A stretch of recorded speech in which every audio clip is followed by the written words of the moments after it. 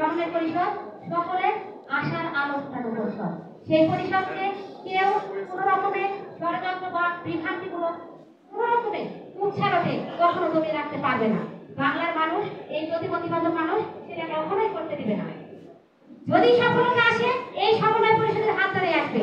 বারবার আপনার সত্যকে মিথ্যে প্রমাণিত করার জন্য, বারবার এই সত্যকে দমিয়ে রাখার জন্য আপনারা বিভিন্ন রকমের ষড়যন্ত্র করেছেন। তাদের উদ্দেশ্যে বলি, আপনারা সমন্বয় পরিষদের ক্ষতি করতেছেন না। এটা জাতি ব্যক্তি আক্রোশ যদি থেকে থাকে, যদি ব্যক্তি আক্রোশ থেকে থাকে, ব্যক্তিকে আক্রোশ করবেন। দয়া করে জাতির ক্ষতি হবে এমন আক্রোশে কখনই তো ঈর্ষান্বিত হবেন না।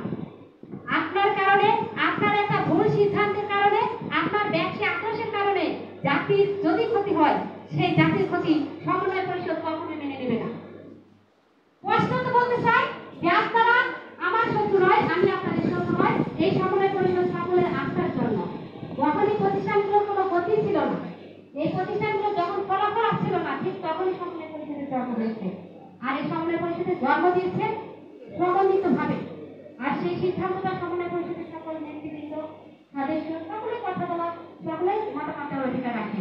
আপনাদের মতামতের ভিত্তিতে বর্তমান প্রেক্ষাপটে আমাদের কি করণীয়, আমরা কি করব, সেটা আপনাদের মতামতের ভিত্তিতে হবে। এখন আমি বক্তব্য রাখার জন্য